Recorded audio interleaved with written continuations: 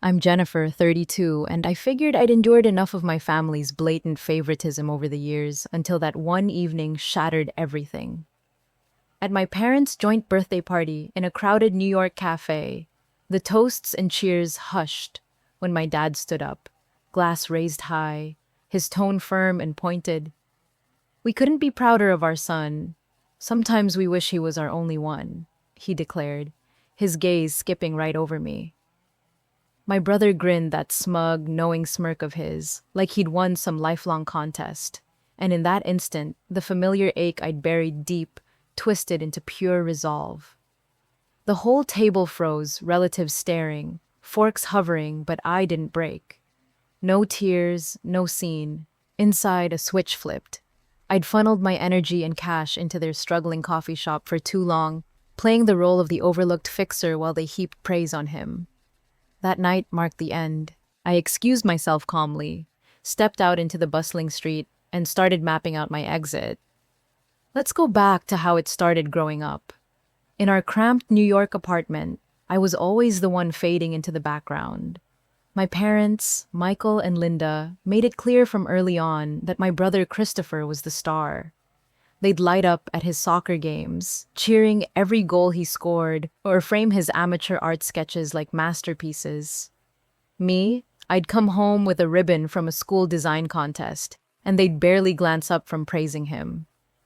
One time I poured hours into a poster project that won first place, but they skipped the award ceremony to attend his gallery exhibit downtown.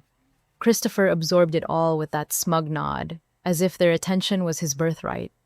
It shaped every interaction. At family dinners, conversation circled his latest hobby or school achievement, like the time he got a B in art class and they threw a mini celebration. If I tried sharing my own ideas, Mom would interrupt with, "Tell us more about your brother's plans." Dad would agree, his focus locked on Christopher. I learned to bite my tongue, the rejection building quietly. It extended beyond home, too. At relatives' gatherings, they'd trot out Christopher for everyone to admire his drawings or hear about his team victories, while I lingered on the sidelines unnoticed. During a family reunion in Central Park, they spent hours boasting about his new graphic design software skills, ignoring that I'd just started a freelance gig creating logos. The favoritism wasn't subtle. Holidays revolved around his wishes, gifts piled higher for him, and photos always featured him front and center. I'd stand there smiling through it, but each slight added to the weight. Christopher played his part perfectly, tossing me occasional pitying looks that stung more than outright dismissal. Like at age 18, when he joked during a backyard cookout that I was the spare sibling. Mom laughed it off. Dad didn't bother correcting him. That comment lingered, replaying whenever they elevated him. Yet, I pushed through, thinking maybe maturity would balance things out. Looking back, those years wired me to expect less, to give more without return. But the pattern set early stuck, setting the stage for what unfolded later. As I got older, their coffee shop in Brooklyn turned into the central issue. Dad and Mom had poured their savings into it, selling specialty brews and pastries, but it hovered on the edge of failure due to outdated promotions and unreliable vendors.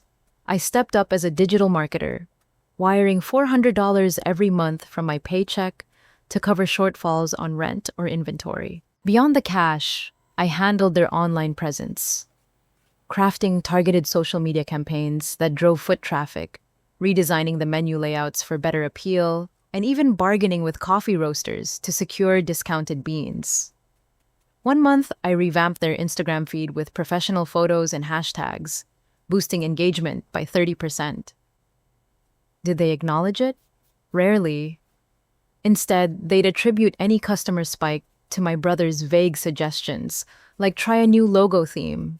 His ideas amounted to little more than casual sketches he emailed sporadically, yet Dad would call him immediately to discuss implementation. Mom followed suit, dismissing my detailed reports with a wave. I pushed on, driven by a sense of obligation and that lingering expectation they'd eventually appreciate my role. Each wire transfer meant skipping my own networking events or delaying upgrades to my freelance setup, but I convinced myself it built family ties. Then came the discovery that shifted everything. While reviewing the shop's email archives for a supplier dispute, I stumbled on messages showing Christopher had forwarded my campaign strategies to his own clients, claiming them as original work. He'd tweaked my ad copy slightly and pitched it under his graphic design portfolio, landing gigs I could have pursued. The betrayal hit hard, not just the theft, but how it mirrored their pattern of undervaluing me. Still, I kept contributing, negotiating bulk deals with local bakers to expand the pastry selection and save costs. They'd implement it quietly, then gush to relatives about Christopher's creative input during phone calls. My nights blurred into sessions optimizing their website for search engines, fixing glitches that could have lost online orders. In return, a grunt from dad or a quick text from mom, redirecting credit elsewhere. The $400 became a ritual, each one tightening the knot of resentment. I held onto the hope that persistence would crack their bias, that one solid turnaround would force recognition. But deep down, I recognized the dynamic they relied on my expertise, because it worked, not because they saw me as equal. Christopher encouraged it subtly, accepting the misplaced praise without correction. Those months piled up, my efforts sustaining their venture while eroding my own boundaries. It all came to a head at that birthday celebration. The cafe buzzed with relatives, toasting dad and mom's milestones, plates of cake circulating amid the chatter. An uncle leaned in toward my brother, voice booming. "Christopher, your graphic designs for that freelance project are impressive real talent there." He nodded confidently, accepting the compliment as others joined in. A cousin added how his latest portfolio had landed him a side gig with a local brand, praising his eye for color and layout. The table erupted in agreement, relatives nodding about his innovative style and how it set him apart. I sat quietly, stirring my coffee, accustomed to the spotlight shifting his way. Still, I had prepared something concrete, a loyalty app prototype I developed to track customer visits and offer rewards, potentially increasing repeat business by 15%. When a lull hit, I spoke up evenly. "I've been working on this app for the shop. It could integrate with our point-of-sale system to personalize discounts based on purchase history." Heads turned briefly, but my brother arched an eyebrow with a condescending edge. "Apps? That's ambitious. But maybe leave the creative side to me. I've got sketches for a full rebrand." A few aunts chuckled lightly, the sound grating. Mom interjected quickly. "Honey, that's interesting. But let's not dive into tech details now. Christopher's ideas for seasonal themes are generating buzz already." Dad sipped his drink without glancing over, murmuring approval for my brother's concepts. The dismissal landed sharp, my weeks of coding and testing reduced to an afterthought. I pressed on, outlining how the app could sync with social media for targeted notifications, cutting marketing costs. My brother cut in with a short laugh. "Notifications? I've covered that with my design mocks. Focus on your day job." Murmurs rippled around the table, some awkward, others amused. An aunt waved it off, steering back to Christopher's recent client win. My cousin Matthew watched silently from across the seats, his expression neutral but observant. The praise for my brother resumed his charm with collaborators, his fresh takes on visuals as if my input vanished. Then Dad stood for the main toast, glass raised, scanning the group before settling briefly on me. His words rang clear. "To family and the pride we feel, we couldn't be prouder of our son. Sometimes we wish he was our only one." Forks clattered softly as the room stilled. My brother didn't react outwardly, but his smug grin locked on me, challenging any response. Mom stayed composed, taking a sip without interruption. Relatives shifted uncomfortably, eyes darting my way for a reaction. My pulse raced, but I held steady, no outburst. The accumulated slights crashed in years of being secondary now voiced publicly. That grin from my brother sealed it, the ache sharpening into firm resolve. I pushed back my chair, the scrape echoing. "Enjoy the rest of the evening," I said steadily, gathering my things and heading for the door. The cool New York air greeted me outside, the city lights steadying my steps as the weight lifted slightly. That night, back in my apartment, I took action. With the echo of Dad's words still fresh, I opened the family chat me, Dad, Mom, and my brother, and typed out the message. I'm stopping all help for the shop, no more money or marketing support. Handle it yourselves. I sent it without hesitation, the screen lighting up almost immediately with notifications. Dad rang first, his call going straight to voicemail. Mom texted a string of questions demanding an explanation, her tone shifting from confusion to accusation. My brother fired off a single emoji followed by, "Really?" I stared at the barrage but felt no pull to respond. The next morning brought more Dad's voicemails escalating to demands for a discussion, as if I owed them details. Mom emailed lengthy pleas about the shop being a legacy we all shared, urging me not to walk away. My brother called once, his message sharp with irritation over my supposed drama. Each attempt bounced off me. I let them pile up unread and unanswered. Their urgency grew tangible even digitally, but guilt didn't surface. They depended on my contributions for years without reciprocity, always redirecting a claim elsewhere. Now reality set in without my buffer. The shop's vulnerabilities, inconsistent vendors, and weak online traction would surface quickly. 2 days passed before my brother escalated online. He posted on Instagram a public story visible to our extended circle, captioning a vague rant about siblings who sabotage out of envy, implying pettiness to mask insecurity. He avoided naming me, but the intent hit clear. Comments trickled in from mutual contacts, some tagging me with the concerned queries, others whispering doubts about my stability at work. Private messages followed old acquaintances probing if things were okay, hinting at tensions I'd caused. Then he doubled down with another post, twisting facts about my past freelance setbacks to paint me as unreliable.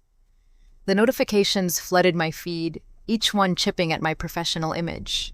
My brother aimed to frame me as the instigator, diverting from the shop's impending issues. I scrolled through, tension building, but held back from retaliating. Engaging would only fuel his narrative. Instead, I blocked him and silenced the alerts. My cousin Matthew reached out privately that evening, his text straightforward. "Saw what happened. I've got evidence if you need it." He'd witnessed enough over the years and offered to pull records. I agreed minimally, and he compiled screenshots of my wire transfers and email threads outlining my strategies. He shared them selectively with a couple of aunts and uncles who'd commented favorably on my brother's posts. The tide turned swiftly. Relatives questioned the accusations, one uncle replying publicly that the shop's survival hinged on my unseen work. Comments pivoted, accusing my brother of exaggeration. His followers dropped as word spread, his attempts to delete the posts coming too late. The backlash isolated him, his defense posts drawing more scrutiny. I stayed detached, focusing on the silence I'd enforced. Their pleas continued, Dad trying alternate numbers, Mom's emails turning to guilt over family unity. My brother's final text accused me of destruction. I deleted them all, the quiet empowering. This phase confirmed their priorities, the shop, and their facade over any real bond. A week later, I boarded a flight to Florida. The choice to see my grandfather William stemmed from careful thought after days of dodging their persistent messages and watching the online fallout unfold. I needed an ally who could grasp the full picture and hold influence. Grandpa had always stood out as impartial, cutting through pretense with quiet insight. The 2-hour trip from New York to Tampa gave me space to organize my account. Upon landing, I rented a car and drove to his modest coastal home, where he greeted me on the porch with a firm handshake. "Something's weighing on you," he observed gruffly yet kindly. We settled in his sunroom, the ocean breeze filtering through, and I laid out the details starting from the patterns of favoritism that stretched back. I described how Dad and Mom consistently elevated my brother, while sidelining my efforts, citing specific instances without exaggeration. Then I recounted the birthday toast verbatim. how Dad's declaration in front of everyone amplified the exclusion, and my brother's grin that followed. I detailed my ongoing support for the shop, the monthly wires, the campaigns I'd built, the vendor deals I'd secured, all met with indifference or redirection. I pulled up screenshots of my brother's Instagram posts, showing the veiled attacks on my character and how they'd aimed to undermine my reputation. Grandpa absorbed it all, his expression tightening with each revelation. When I mentioned the toast, his fists balled up subtly. "They said that openly?" he pressed in a low tone. I nodded and shared more about the idea theft I'd uncovered in the emails. His jaw set firm. "This goes beyond oversight, it's disregard." He rose to pace briefly, frustration evident. Grandpa had accumulated modest assets through years in real estate, several rental units along the Florida coast that generated steady income. He'd intended to divide them among his children, including Dad, with shares for me and my brother. Now, he shook his head decisively. "I've observed the imbalance for too long, hoping it'd correct itself. But this crosses a line." He sat again, resolve clear. "The will needs adjustment." Without prompting, he phoned his attorney, a no-nonsense professional who arrived promptly. I remained silent as they outlined revisions. Grandpa directed firmly, "Exclude Dad, Mom, and my brother entirely. Allocate the properties to me primarily, with a segment to a community fund he backed." "It's not punishment, it's equity," he stated to me afterward, his gaze steady. He probed further on the shop's finances, noting the $400 monthly and my unpaid labor. "They'll falter without that crutch," he remarked matter-of-factly. I agreed, aware of the looming vendor cutoffs and compliance gaps I'd managed. The visit wrapped with his assurance of finality. I flew back feeling anchored, the changes a step toward balance they'd long denied. Within a few months, everything unraveled for them. The coffee shop, once barely sustained by my inputs, buckled under accumulated mismanagement. Vendors who'd extended credit based on my negotiations pulled back abruptly, refusing shipments until overdue invoices cleared. An IRS audit landed without warning, uncovering years of incomplete records and misreported deductions I'd previously flagged and corrected. The penalties stacked up to tens of thousands, draining what little reserves remained. Dad attempted talks with agents, but his appeals fell flat against the evidence. Mom tried liquidating excess stock through hasty sidewalk sales, but demand fizzled. The bank initiated foreclosure proceedings, sealing the doors permanently. Word reached me via a distant relative, not directly from them. My brother's ambitious expansions collapsed alongside it. He'd been courting potential partners, touting plans to franchise the concept, using his design credentials as leverage. With the original location shuttered, those discussions evaporated. Backers withdrew, citing the instability. His reputation suffered further when the shared evidence from my cousin circulated wider. An aunt forwarded bank statements proving my consistent transfers, prompting public corrections in family group chats. He misrepresented the contributions, one relative posted, tagging others. Followers distanced themselves, and his freelance inquiries dried up amid whispers of inflated claims. He jumped to entry-level retail positions, struggling to regain footing. Dad and Mom faced the financial dominoes next. Lacking the shop's revenue stream, their personal debts from prior loans surfaced unchecked. They'd refinance their home to fund operational gaps, assuming ongoing support. Payments lapsed, triggering notices from the lender. The bank enforced seizure after missed deadlines, auctioning the property they'd occupied for 20 years. They relocated to a compact rental unit in a less desirable neighborhood, cramming belongings into pods. Relatives who'd once applauded their anecdotes at gatherings withdrew invitations, conversations turning curt. An uncle confronted Dad during a video call, pointing out the overlooked role I'd played. Mom positioned herself as overwhelmed, but the documentation undercut her narrative. Cousins ceased responses to their outreach, the isolation deepening. Grandpa remained resolute throughout. A contact in New York updated him on the closure. yet he declined any involvement with dad, mom, or my brother. He mailed me a notarized copy of the updated documents, affirming the reallocations. When mom dialed him seeking intervention, he ended the conversation shortly. Actions have outcomes, he stated before disconnecting. My brother attempted a message, but Grandpa added him to blocks without reply. Dad avoided contact altogether, perhaps from stubbornness. The cascade wasn't my doing. Their choices had engineered the fallout, leaning on unacknowledged aid while fostering division. While their world fell apart, mine started to build. I dove deeper into my role as a digital marketer, channeling focus into a major project at the startup where I worked. After rounds of strategy sessions and client pitches, I secured a high-profile campaign for a tech brand, optimizing their online reach and cutting ad spend by 25%. My supervisor pulled me aside one afternoon, outlining a promotion to lead specialist with a salary bump that reflected the impact. The achievement stood on its own merit, free from any need for external validation. Beyond the office, I nurtured connections that grounded me. My friend Sarah, a fellow marketer I'd known since college, became a steady presence. We'd meet for weekend brunches at corner spots, trading stories about campaign mishaps or her recent team restructure. Her encouragement came without agenda, simple affirmations that bolstered my steps forward. Then there was my boyfriend David, a software engineer I connected with at an industry mixer. Our evenings evolved into shared coding challenges or quiet walks in the park, where he'd listen intently as I unpacked lingering thoughts from the past. Your strength shows in how you moved on, he noted during one conversation, his support a quiet anchor. With them, interactions felt reciprocal, not transactional.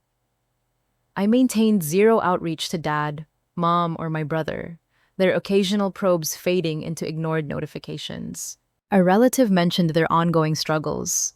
Dad taking warehouse shifts, mom listing handmade items on online marketplaces, my brother cycling through temp gigs. Sympathy didn't arise. Their path stemmed from decisions they'd owned. Grandpa's occasional check-ins via postcard reinforced the shift, his notes brief but affirming. The experience reshaped my outlook profoundly. I realized family bonds thrive on mutual respect, not one-sided endurance. Setting firm limits protected my well-being, teaching me to invest in relationships that uplift rather than drain. True worth emerges from self-recognition, not chasing elusive approval. This story underscores the power of boundaries. They foster growth amid toxicity.